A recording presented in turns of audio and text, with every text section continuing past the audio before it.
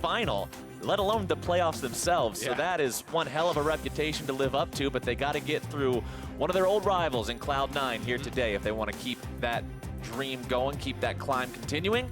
We'll see if they can do it as we get into Champion Select. Cloud9 deciding to ban away the Rise first. TSM will answer with a purple champion of their own, getting the Skarner off the board. And while Cloud9 still is near the top of the tables, has been a very strong team this split, TSM has been getting better and better, and Cloud9 have picked up almost all of their losses recently. 3 of their 4 losses are in the last 6 games, so this is a team on a somewhat downward trend. They are still looking very strong, but they have been more vulnerable in the second half of the split. Which makes sense why we heard those opinions expressed that we did from the Cloud9 players and from their coach yesterday after their win. It's not just about winning, it's about making sure you feel good about that win, you feel confident about that win, especially as playoffs draw ever closer, as the postseason quickly approaches us. You've got to be in top form if you want to contest and really put on a show there, as we see Galio and Gangplank banned out by C9, TSM banning the Xayah away, that 80 carry that we've seen so much of in recent days. Yeah, Sion's still on the table here. It'll be interesting to see if that gets taken away. That is such a high presence champion on 8.4. It's actually banned in 70% of games on 8.4, so a little surprised to see that go through, but could be available here for Hauntzer if he wants to grab that up, second rotation. Definitely the best tank on the patch, in my opinion. Does not really have very many bad matchups. Even if you're getting a Gnar or something picked into it, it's still pretty good in lane. There are answers, but no real counter to that sort of a champion. Well, the start of the draft will go the way of Cloud9, and that one will be Kha'Zix picked up for them, really wanting to get one of those aggressive type of junglers that can carry from that playmaking role. We'll see what Svenskeren can do on that one this game. TSM saying, all right, the Xayah's banned away. We made sure of that. They picked the Varus, another strong laning champion, to go bottom. It definitely has been a really strong laning champion, but it's interesting to see how it's performing actually a lot worse on 8.4 than it had been in the past. It's down like a 37% win rate on this patch in professional play, and while it's not the most large sample of games, you can't take too much from that. I think part of it is to do with the fact that there's been more priority on heavy lane picks, like the Caitlyn, like the Xayah Rakan, and these sorts of things, and Varus is not as easily able to bully those champions as he was something like the Tristana or the Kog'Maw that had been coming out much more frequently in the past. All right, TSM will also pick up the Sejuani there for themselves in the jungle. That's going to go up against the Kha'Zix of Svenskeren. Cloud9 deciding they want to go with Azir now, blind picking the mid laner for Jensen. And this is a very strong blind pick. It's going to be the Tristana down there, Speak of the Devil, for Sneaky, so Sven will have a pretty nice lane matchup there. And this does give pretty good opportunity for TSM to get the double solo lane counter pick. You can pick Bjergsen's mid laner right here. You already know that it's going to be the Azir, so there's Bjergsen's answer. Then it sets them up. It has to be a blind top laner for Licorice. Hauntzer can also counterpick that as the last pick in the second round, so definitely some potential there for TSM to get solo lane advantages, which is traditionally where a lot of their strength has come from. And that feels great in the draft, being able to get that edge just by being set up for that opportunity by what your opponents have decided, how they've decided, I should say, to play this one out. Let's see how the teams want to address the second part of the bans here. Cloud9 still needing to pick top laner and support. TSM still needing to pick top laner and support. So expect, of course, those bans to be focused only on those 2 roles. TSM getting rid of the Gnar. Yeah, Gnar is a great blind pick. Wouldn't be surprised to see TSM, if they think Licorice will play it, also ban out the Sion, ban out what is probably 2 of the absolute safest blind picks, and then make it so Hauntzer really can have an advantageous 1v1. Some people are going to have concerns about things like Cho'Gath there as well. I'm of the opinion that Cho'Gath can be answered pretty well by a Trundle, but that is kind of dependent on how you want to actually play out the game, what sort of a style Hauntzer wants to go for. It's also worth noting that Alistar is available here still for Smoothie or for Mithy. It has been Smoothie's most successful and most played champion this split. He has been extremely dominant, such a fantastic roamer on that champion, and TSM as a result is going to take it away. The champion just synergizes so well with the way Smoothie plays League of Legends, the way he facilitates his team doing what they need to do to bring those win conditions online. Not surprised to see TSM remove that one here at all. One more ban to go for Cloud9, though, before we get back into the picks and see how TSM wants to start off this second half of the draft. And it looks like Cloud9 are going to go ahead and bring themselves yet another support ban in there, getting rid of the TK. Yeah, so Tahm Kench, the Alistar, the Braum all off the table there. So a lot of tank support bans. There are still other options, obviously, here. Things like the Taric can be brought out, but those are a lot of the most played champions that are now not available there for Mithy. He has brought out Rakan once, but you're not going to see that with Zygon, and you're going to have to find out what his answer is going to be. Okay. The Thresh, and this gives Smoothie an opportunity to actually pick more heavily for lane here with something like a Morgana. Perhaps we've been seeing more Morgana and is a pretty good lane answer there to the Thresh. Obviously, he could just go for something a bit more standard like the Taric if you want more kind of a tanky answer. Blitz, we have seen him picking a Thresh before and does offer a lot of playmaking, and this is a very light team on frontline for C9, so it's looking like it's just going to be the Blitz.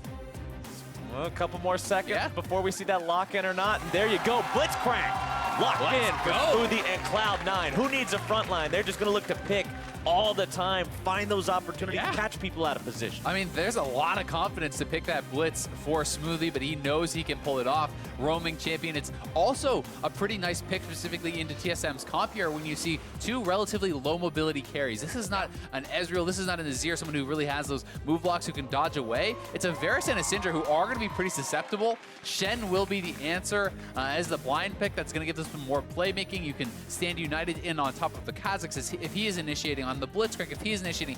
Even, the Tristana and the Azir can go forward, so a lot of options there. We're going to have to find out what Haunter's answer will be. Not expecting it to be the Volibear, even though it is actually pretty strong on 8.4. We'll have to see if he's going to be willing to lock it in.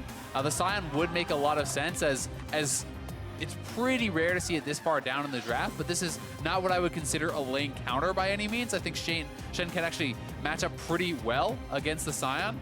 Scion is a very strong team fighter, though.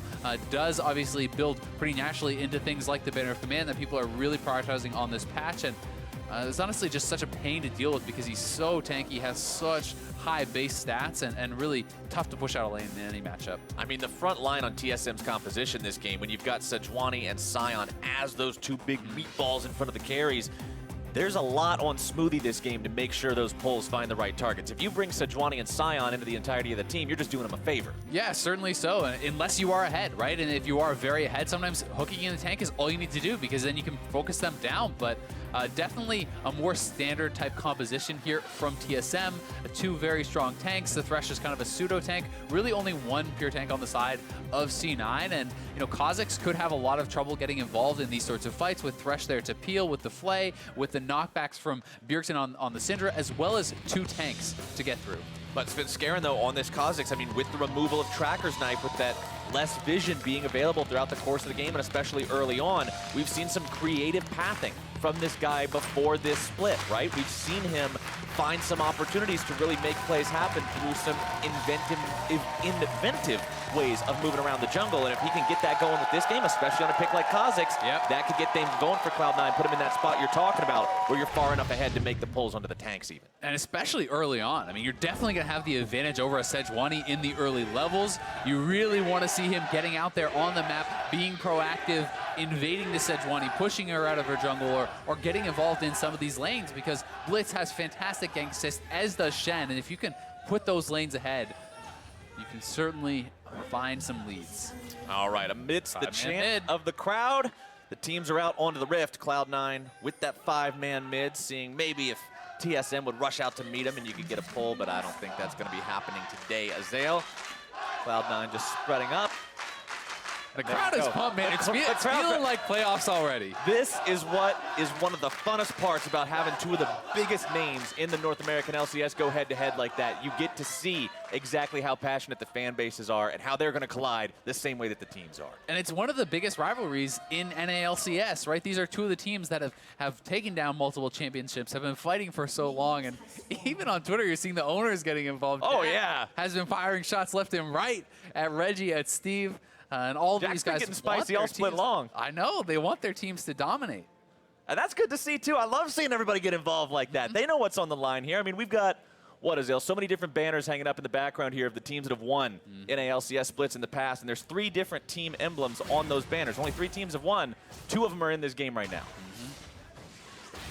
Both these sides know exactly what their organization, what their brand has been capable of in the past. They want to live up to that name, and especially up against one of those rivals, like you said. It's important to prove that you're still among the top dogs, no matter what year it is, no matter what split it is, no matter what patch it is, proving that dominance goes a long way. As everybody's into the lanes now, you're going to see junglers starting off on opposite ends of the map, both around their blue buffs. So that means after you have that level 3 point, after you've got the double buffs up and running, you're going to be on opposite spots. Pretty interested to see if Svenskeren decides to do anything super aggressive, like invading towards the red. It does not look like he's going to try to do that, but you can see Mike Young is actually kind of paying some credence to the fact that that is possible, and he's actually doing a full bot side clear.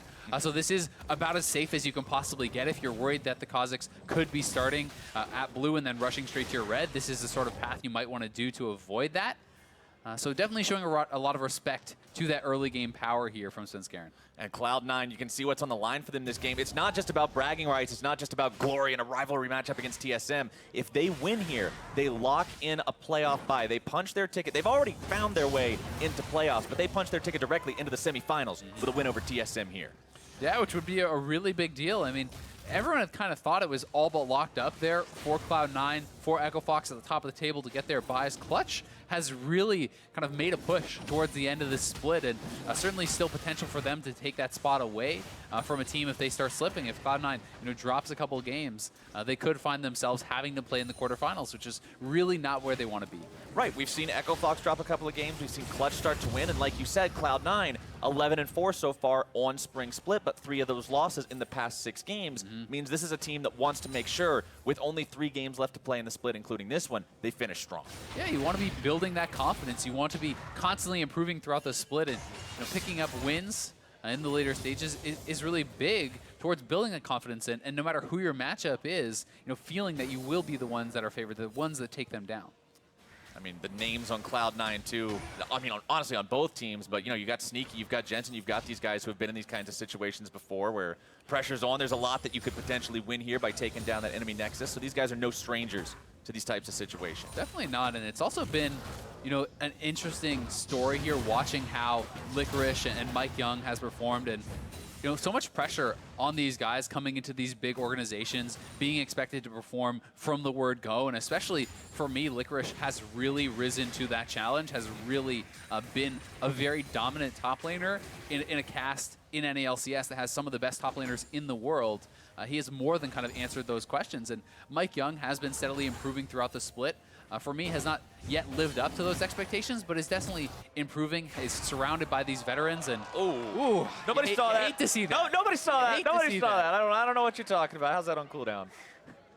Don't worry. We've all been there. That's isn't in the Baron pit. That's like the jungling code of honor. You just everybody knows that happens to all of us now and again. You try to get over the wall and it doesn't happen. So you let it go, man. Everybody gets one. Yeah, you get one. We'll give you one. All right. Nobody knows what we're even talking about at this point. Down in bot lane, that's what we're looking at now. As you can see, the farm pretty close between these guys. Sven's Varus having a slight lead in terms of racking up those minions, but across the board, everybody's farming up about the same speed. You can see the gold between the teams very even right now. Sometimes early on in a game, you can see a gold disparity start to build up for a couple hundred if one side really takes control of one of the lanes, but that's just not the story so far this game. Definitely has not been.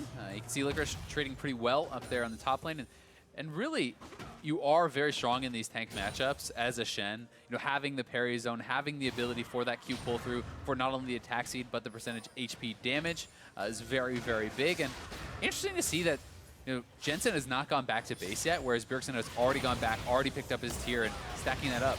Bjergsen getting a lot of damage done to Jensen now, who has to try to get away from that one. I mean, he's down to 100 HP, and you saw on the side of your screen pop up there, Bjergsen is 30-7 wins and losses in his NALCS Syndra play. An absolutely incredible win rate on this champion, has demonstrated mastery over it time and time again. And Jensen, a very, very powerful player in his own right. I mean, these two, Azael, when you're talking about some of the best in NALCS, it's for the longest time always been Jensen and Bjergsen, who's the king of mid lane, who rightly gets to wear that crown. And every single time you get to see these guys go head-to-head, you know it's going to be a good one. They definitely do. And Svenskeren off on the smite there. It's going to go over to Mike Young, and that's partially due to the control that Bjergsen now has in mid lane. He had the counter pick, so to speak. He got that second pick after Jensen, and Jensen is kind of getting bullied a little bit. The better base timing was there from Bjergsen. Really surprised that Jensen still is electing to not go back to base, but he does not want to fall behind in experience, does not want to fall behind in farm, and is opting to kind of play it a little bit more risky because of that. And if Bjergsen thinks he's based, then he will complete his. And yeah, Jensen will be able to farm up this wave and then should be able to look to go back after that. But it is pretty interesting because although Syndra is by many considered somewhat of a lane counter to Azir's push is so strong that if you're able to actually establish your position in lane and really, get that shove constantly going, you can get to a stage where Syndra doesn't actually get to interact with you at all, and then the lane counter kind of goes out the window. Worth pointing out as well, you can see Jensen going back, making that first buy now, gets a second Dorian's ring, but also straight into the Mercury Treads rush, especially knowing he's dealing with a CC-heavy jungler like that Sejuani, sets him up to avoid the ganks, and I mean, the magic resist is going to be helpful against some of that burst. Yeah, it makes a lot of sense for the magic resist. It's obviously, reduction on the scatter of the weak. It's thinking, okay, well, who else could come to my lane? Well, Thresh, that's a lot of CC if he roams up. The Sejuani, lots of CC there. So you're getting a lot out of those Merc Treads for sure. And just the movement speed against a skill shot-based champion, yeah. And especially when you're Jensen, who is probably the best, in my opinion, at these kind of little micro sidesteps and dodging out in skill shots. He's going to be able to utilize that move speed better than most. All right, you can see that blue buff being donated over to Jensen here now to give him some extra lane control. Svenskeren also level 6 on the Kha'Zix, so has that first evolution. Pretty much always going to be going for the active camouflage in this day and age. The extra mobility around the map as well as the ability to move unseen over the wards. I mean, with the removal of Tracker's Knife, there's even less wards around, so it becomes that much easier to move around the map stealthily. And you rely more on pink wards, and Kha'Zix does not really care about pink wards with his Evolve. You can actually walk out of a brush through a pink ward and not be spotted. He will come into the invis there, so that's unfortunately there, but you see that illustrated, right? You're not actually spotted, so it's one of the things that adds even more power on this patch, and definitely is someone who loves to duel up against opposing junglers when you can find the right opportunity. Things up on the top side, though, it's looking like the early Tiamat for Licorice, and I'm going to be interested to see if he decides to actually try to complete that straight up, or if he's just going to go Tiamat into tank, is pretty common. But a 4-man play, potentially 5-man play coming here on the bot side, as Stand United is available, and they're behind the turret. This could surely be a first blood here for C9. Svenskeren goes in. There's you Stand United onto the Kha'Zix. We're going to make the move. Shurima shuffle onto 2. TSM is in some trouble. Cloud9's making it a double, baby, and they are on the board. First blood over to C9 in style. That was so well executed by C9. Perfect timing as the main wave is crashing. 5-man bot. The beautiful Shurima shuffle there from Jensen. They get 2 kills. They will get the first turret, and while they're losing some gold in the solo lanes here, this was such a good play. Cloud9 decides to go for that opportunity, and they make it sing. Very well orchestrated by the entirety of the team. Like you said, you're losing some damage, but at the cost of a play like this, you can take a couple hits on your turrets. I mean, this is just beautiful. Right in, Jensen, Svenskeren. You see how Svenskeren is going not towards his opponents, but going behind his opponents, knowing that the Shen is going to come through. Only way that they get out is if they get behind the Kha'Zix. He cuts them off. Jensen there for the Shurima shuffle, pushing them in, securing a couple kills, and that is such a good start for C9, especially here on the bottom side of the map. Getting down that turret means Blitz is unlocked. You see Smoothie already out on the map with Moby Boots. Tristana kind of gets through some of the more awkward early stages of her lane, and now this is going to get a lot scarier very quickly for TSM, because they're always going to have to be wondering, where is Smoothie, where is the Blitz, is he coming mid, is he coming to invade the jungle? And you can see all the vision put up on TSM's topside jungle is they're going to lane swap and they're going to look to pressure another turret.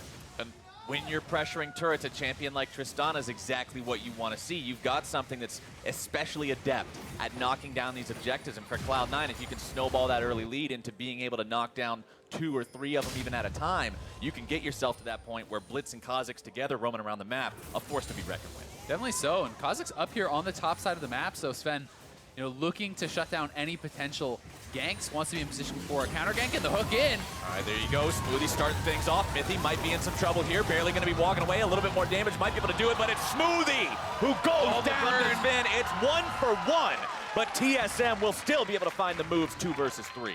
Yeah, nicely done there. Trading kills in the 2 versus 3. Really good job by Sven and Mithy holding Smoothie in turret range for so long, pulling him in there and able to kind of trade back 1 kill, but it's Sven who picks up the kill for TSM, so they're going to be feeling pretty happy about where the gold was allocated after that fight.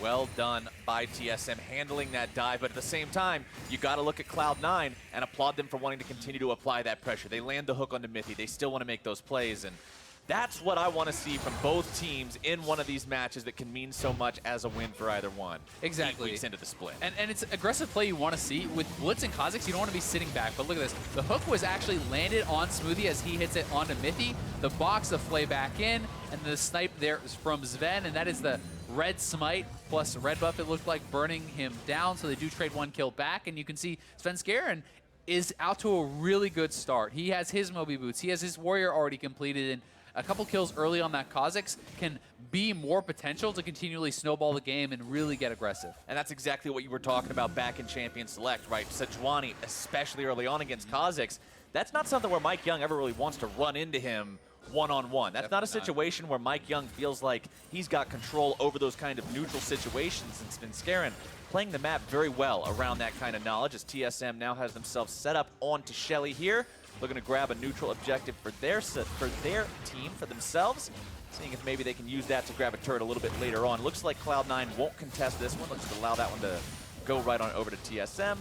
Mike Young will pick it up as the bottom lane heads back top side. Sneaky and Smoothie walking away from that.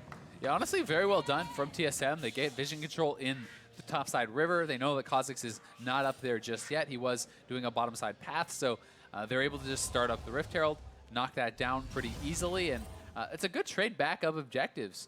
And with the investment in double early Moby Boots here for C9, you need to see them continually be proactive. You want to see them moving around the map. You want to see them utilizing that and making plays. Because that is where a lot of their early gold lead has gone, into this mobility, into this kind of playmaking. And of course, if you don't succeed in continuing that snowball, then that gold sink just becomes irrelevant. Yep. If you get into a full 5-on-5 fight with mobility boots, they're not going to be doing a whole lot considering they'll be deactivated the entire time, and all of a sudden that lead is, well, it's not so evident anymore. Cloud9 still going to be looking for those opportunities wherever they can find them. 1,500 gold up. Sneaky continuing to farm up here in the top side on the Trist. He has that first item. He has the static shiv. He has a BF sword. But I want to reiterate what we always talk about with your Tristanas and your Caitlyn's and things like Xayah even. If you're going crit, it's all about that 3-item power spike. He's fine just keeping things on cruise control until then.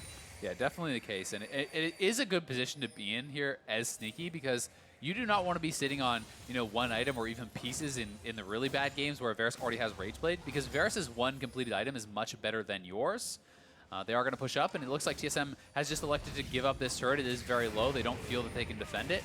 And I think it's a pretty good choice when it's a low HP turret. Stand United is available. You don't want to see that same sort of 5-man play happen again.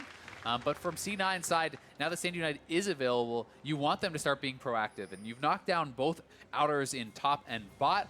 Now it's maybe time to look towards making a play on Bjergsen here in the mid lane. If you can come over the wall with the Blitz, with this Kha'Zix and the Stand United coming in there and knock down Syndra and finish off the last outer, that can give you really full map control. And speaking of controlling the map, I like what we're seeing on our screen right now. Cloud9 recognizing they have some of those outers down, moving through the enemy jungle, putting down the deeper vision, especially with a pick composition. That vision is going to be so critical for these guys, making sure they can set those picks up. It's also pretty interesting to see C9 actually deciding to give the red buff over to Licorice there to help him out in that 1v1. He has built from more of a kind of 1v1 build here, rushing the full Titanic, and going to be having more heavy wave clear. Not going to be able to really fight up against the bot lane, plus he knows that Mike Young could be down here on the bottom side of the map, so doesn't want to risk dying. They will sacrifice that turret, but he should be able to clear this out pretty easily, and if he can match up against Sion during that red buff, it will definitely give him an advantage. I like TSM's neutral game objective here. They got the Rift Herald earlier. They successfully used it to take the bottom lane tier 1. Now they grab the Ocean Drake for themselves. So despite the fact that they might be down in overall map pressure, not having the same amount of turrets their opponents have, they're still not conceding the map. They're making plays. They're finding those ways to get themselves some gains elsewhere. And honestly, they have the easier to execute comp, right? If you're confident that in a 5v5 you can execute on your comp more easily, then it's okay to sit back sometimes and wait and and just try to trade and do as they are doing, because they have multiple tanks in the front line, a couple backliners to be protected, and that is so much easier to execute on than high variance champions like the Kha'Zix, like the Blitzcrank, who can be very high highs and very low lows. Well, TSM will tie things up 2-2 in turret count. They still find themselves down a couple of thousand gold thanks to the kills and the farm advantage being built up in a couple of different spots there by the side of Cloud9. You can see slight CS leads in the top lane, in the bottom lane. The Sion roar comes out, but Did Hanser hit the Nexus? We might need a little bit of a replay on that one. But remember, to be fair, you get one. Everybody, that's a jungling rule. Is that a jungling? That's not a top lane rule? That's a Okay, jungling rule. okay. Top lane Sion, man, you gotta make Hey, sure. wait, I'm a top laner. You get one. No, You get one. okay, all right. You get one. All right, here we go. Replay cam. All right. All right. Looking to zoom in.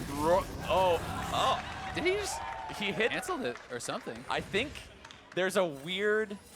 Maybe sure what the happened there. clipping on the wall is really weird because it like sticks out a little Yeah, bit I there. don't know. and I don't know bonks into it. if it's one of those things where you can actually. I've not played a lot of Sion myself, so I'm I not don't sure if think you that's can cancel it a that quick. double tap and you can actually instant cancel it or what happened there. But either way, Either way, it was a short trip he made. Yep. As TSM makes a catch now onto Smoothie, forces out the flash from him so he can get himself away, but with the support still alive, Cloud9 will pressure here onto the mid lane tier 1, looking to get that last outer turret. TSM ready and waiting though. They'll protect that rather easily, still continuing to keep it alive with about 2/3 HP. definitely what you want to see though. If Sneaky can get a little bit of alone time on this turret, he will be able to knock it down very quickly, especially in conjunction there with Jensen with that Azir. Already has his Nashers done. That's going to be a lot of attack speed and kind of help him out with that sieging power. Pretty interesting to see how this matchup is kind of panning out. You know, Licorice is able to get a little bit ahead in farm. I do think that the Grasp plus his build is going to help him out pretty heavily in that 1v1. Grasp is just so strong for trading, and you know the Titanic Hydra especially works incredibly well with your Q pass-through because you're getting the bonus damage on those autos with the increased attack speed that you get from pulling your Q through your opponent, and that's one of the things that really does feel pretty good in those tank versus tank matchups. Plus it gives you so much mixed damage, right? I mean, the Q is going to be percent HP magic damage. The Titanic Hydra giving you AD, the on-hit effect, also physical damage being applied through that. So when your opponent can't effectively itemize one type of defense against you, it makes it easier to have some of that damage stick, even if you're still going to have an overall difficult job. Svenskeren finding himself caught out. Bjergsen just deletes him. Hit him with the gameplay. The Syndra, haven't seen that one in a while. Stacking orbs, and he must have just known he was coming. Hits him with the Scatter of the Weak out of Invis, it looked like, and just a clean 100-0 pretty much. Sven just got deleted. That was a great read by Bjergsen, and he ends up walking away 300 gold richer for it. 216 CS, 19 minutes into the game, 1-0 and 0 now. Sorcerer's Shoes, his only completed item alongside that Seraph's Embrace, and we've talked since the mid lane itemization changes about how the big winners feel to be those Archangel's users, and Syndra more than happy to have that item going. Yeah, definitely so. I was a little bit surprised, I have to say, though, that Syndra did not end up being more of a Luden's champ. And that, to me, kind of speaks to the strength just of this item. Because the combination of taking a defensive summoner like Heal plus Archangels is essentially giving you 2 defensive summoners. And there it was. He did spot him on the ward before he actually went into the bush.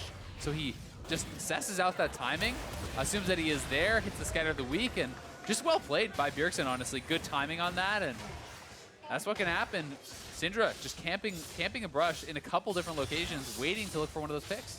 We talk about, well, I guess I should say we joke about hitting him with the gameplay button, but the game sense there was exactly where it needed to be, recognizing that's where the Kha'Zix is And coming the out. timing, Yeah, right? the timing. He set up the play exactly the way he needed to. He got the stun, which of course gave him the Kha'Zix on a silver platter for the R button. So Yeah.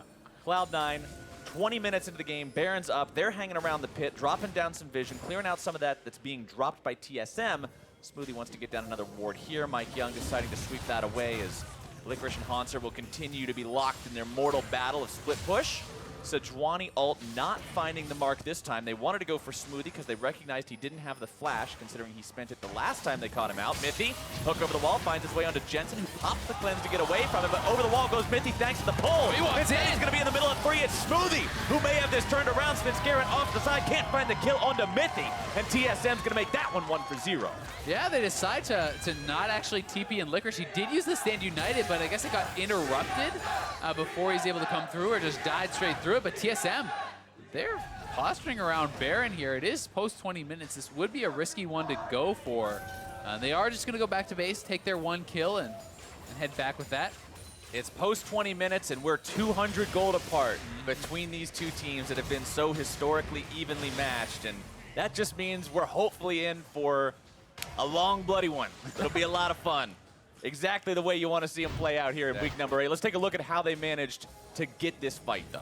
Yeah, so it's C9 around Baron looking to establish the vision control. They see the blitz. They decide to go straight over onto him. And, you know, Smoothie thinks that he can kind of turn this around here onto Mithy. They see the cleanse. They know someone is over the wall. They're going to be able to hit the hook onto Mithy. But Mithy says, I have more members here.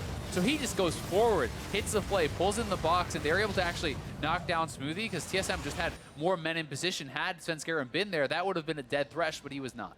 And let's echo back to what we talked about in Champion Select, because I mentioned specifically the Sejuani and the Scion being the ones that you don't want to pull because you're just doing them a favor unless you're far enough ahead. And in this case, it was the Thresh that fell into that same category. I mean, they thought they had the play, but in reality, they just gave Mithy the opportunity to be exactly where he needed to be. And you've got to be so careful about that because definitely do. It can put you in a really rough spot if you're Cloud9. But at the same time, they were incredibly close to bursting him down. If you had even an extra member or two there, they might have been able to take down that kill. TSM now trying to force out the TP from Licorice because there was a TP disadvantage.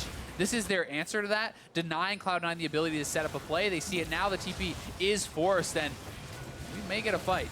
TP coming in, Baron down to 4K as TSM backs away from it. Scion ulti pop, doesn't really find anything with it. Gonna be taunted up in the front line.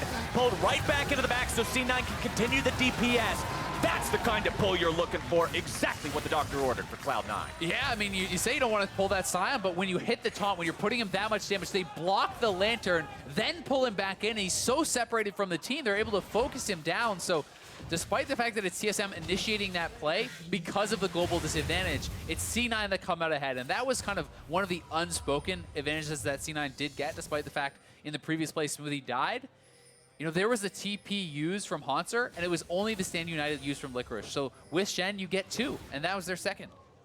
Now TSM has to make sure they don't fall into the same traps that Cloud9's going to be falling in against them. Both these teams have tried to make moves back and forth throughout this game, and both have been successful at punishing the other when it's not as crisp as it has to be.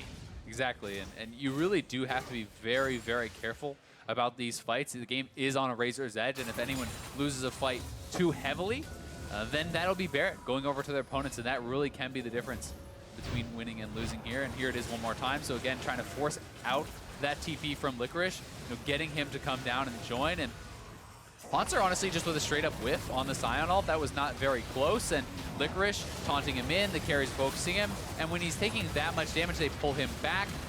And look at the ward. The ward dropped there by Smoothie onto the Lantern so that he could not click it. So Hauntzer not able to click because of the ward, tries to flash to get away, still goes down. That's just a really heads-up play there from Smoothie, who has been performing so well this split for C9. I mean, so many different games, he's been the hero of the day, right? There's so many different Cloud9 victories we've seen over the course of this spring that has been about Smoothie making the plays on the Alistar, Smoothie making the right rotations at the right time and just setting things up and being that trigger pull that this team needs in order to get things going. And here again against TSM, he's stepping up. Yeah, and that's the difference between getting that kill or not, very likely. And you know, as a result, you can see Licorice has the push advantage in the side lane. Hauntzer has to go back to answer that.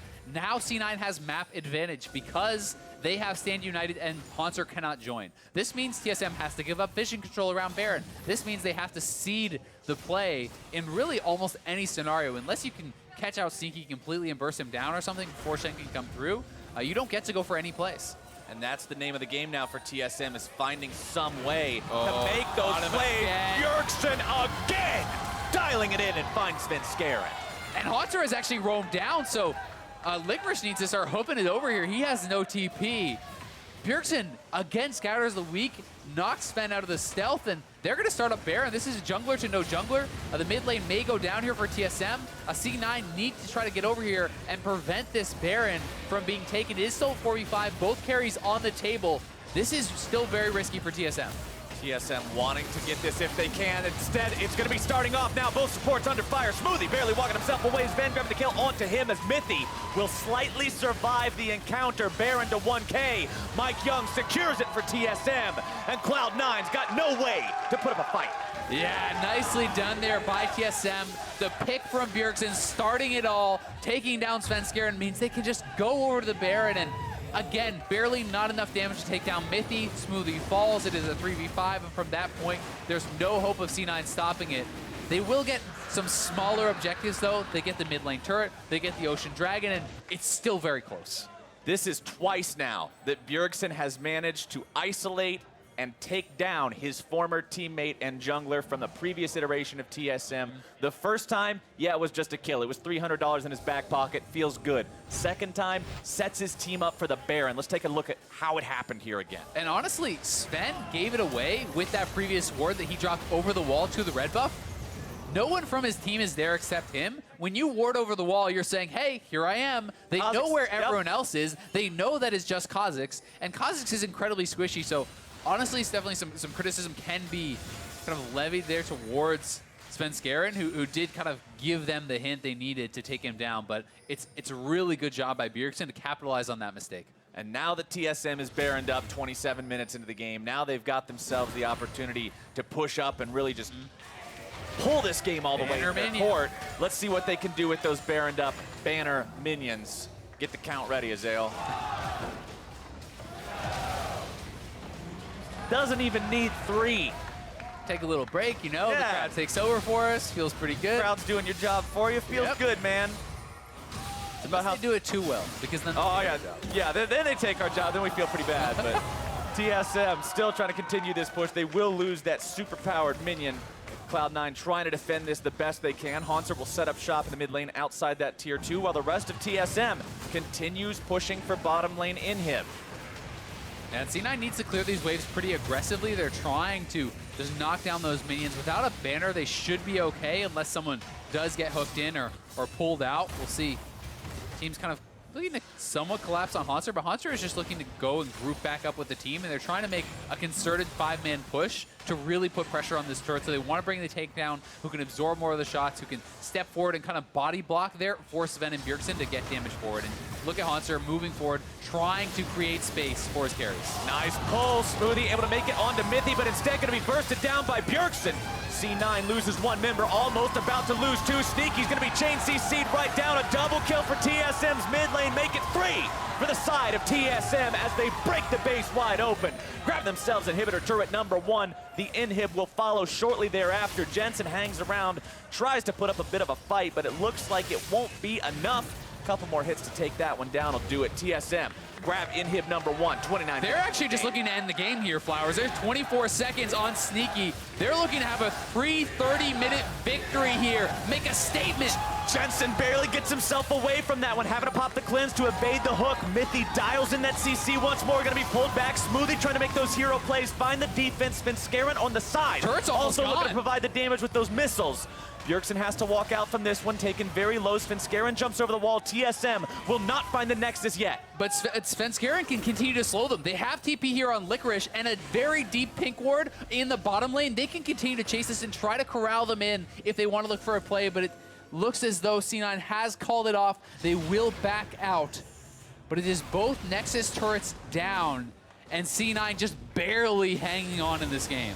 We were 200 gold apart at 20 minutes. At 30 minutes, TSM is knocking on the door to the Nexus because of a single pick that led to a Baron. You said razor's edge to describe this game before, Azael, and I don't think there was a better way to say it. I mean, it's the smallest differences here that are making it.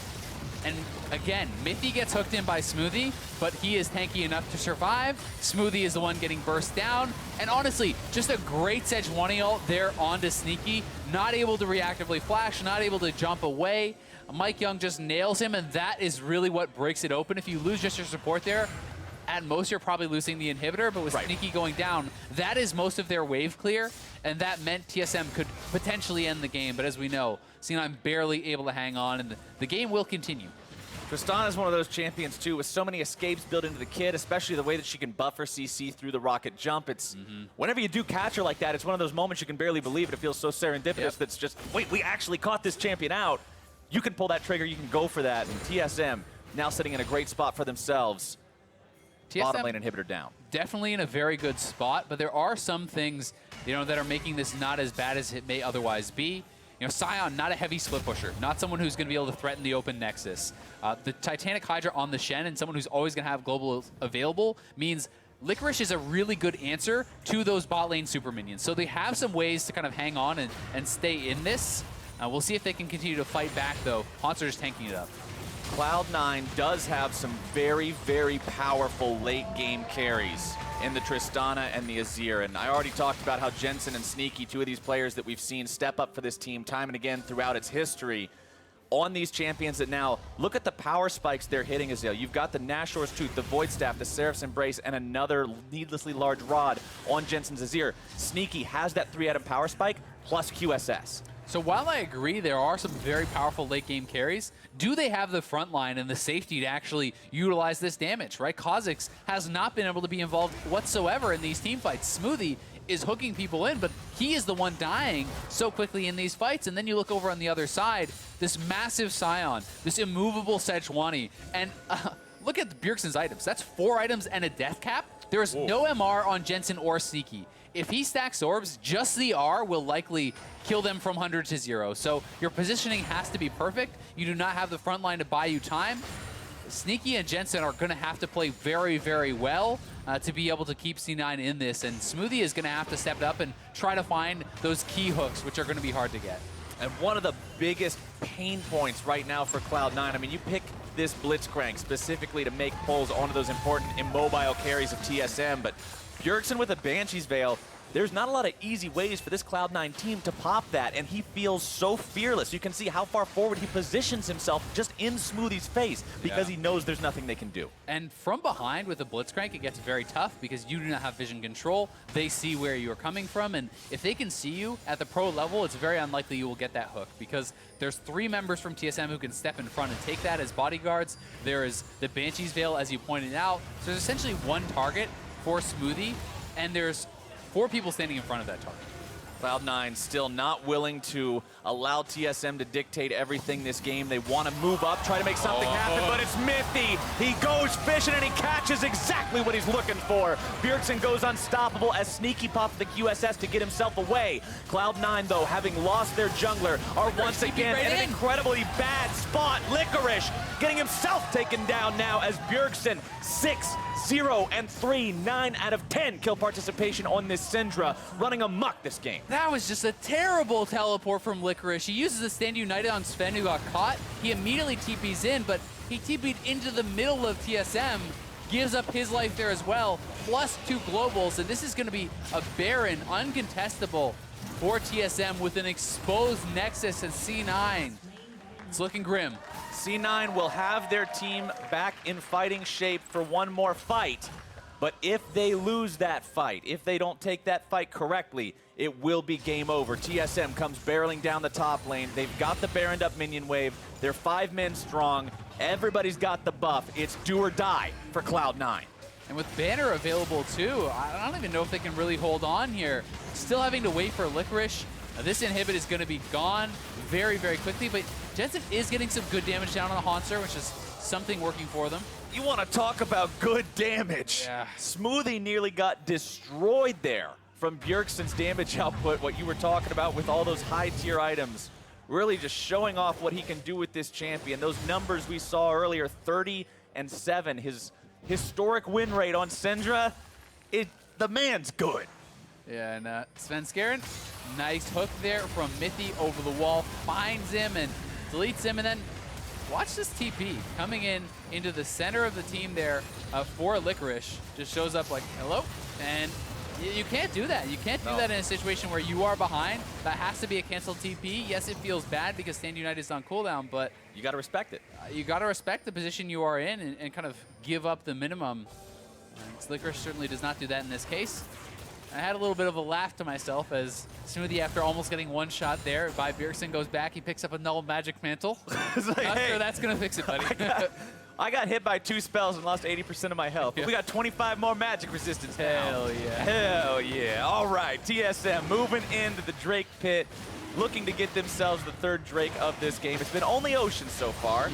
2 Oceans to 1 will be the final elemental count. I mean, we could talk about how Elder Drake's going to be on the board in 6 minutes from now, but if TSM have their way, we won't see that point. Yeah, C9 need to live those first 6 minutes before they even worry about it. And Smoothie is kind of trying to set up a bit of a play here. He's out of vision. He knows that he is not spotted. He's going to look for some sort of a flank engage type play here. We'll see if they can find it. Sven Skaren is behind, and, well, they get the banner at least, so that is something. They got the banner, but that is about it. Now they've still got to continue. Oh, there's two banners. Oh no, that's the worst, man. This. Feels bad. They tried it, but it didn't quite end up defending everything. Now bottom lane Inhib swiftly will be taken down. Smoothie takes some more damage yet again. Looking for in, find the pulse. Smoothie's already almost dead. Licorice into the back line. Bjergsen's gonna be locked down. This is exactly what they need, but they don't have the damage to do it. Jensen having to use the ult to protect himself. Bjergsen goes godlike.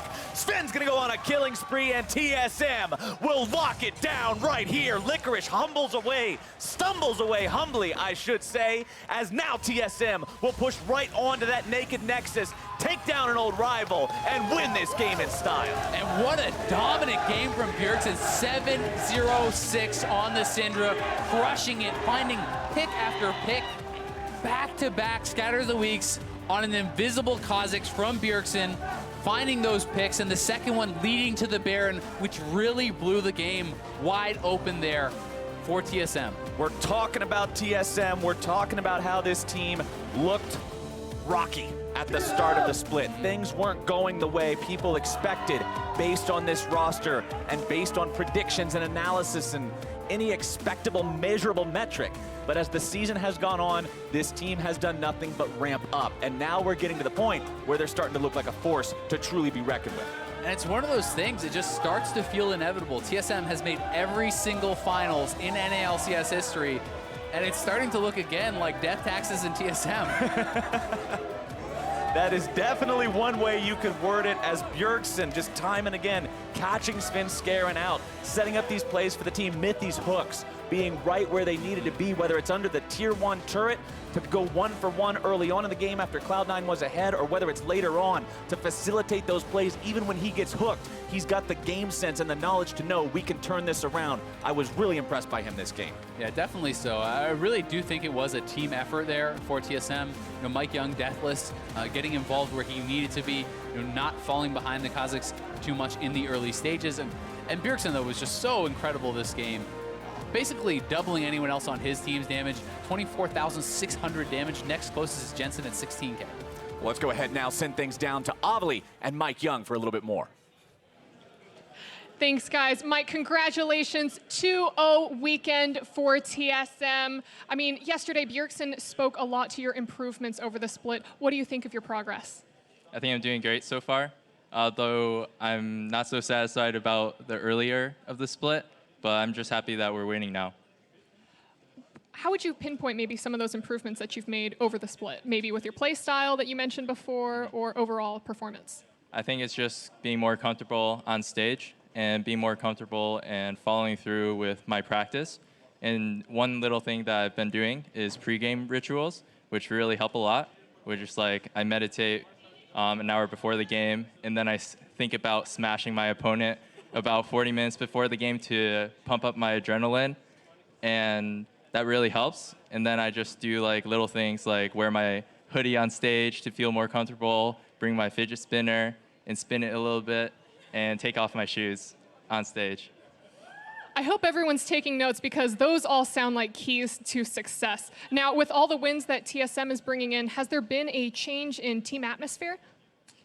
Well, it's always going to be pressure on us because even if we win, even if we like go 2-0 in a week, we're always aiming higher. Like even if we are positive win record, we're saying, why don't we have even better than that? Why don't we crush them even better? Like today, even though we won, there was still one mistake, which is the 4-man dive bottom, which could have been avoided. That was the biggest mistake this game, and like looking back on it, it could have been costly. Well, you have one more week to prove yourself. Congratulations again on your victory. And for more on the game, let's hear from the analyst desk. Thank you very much, Avli. TSM really turning it on here in the back half, looking good as they usually do, moving towards the playoff picture. 9-7 now.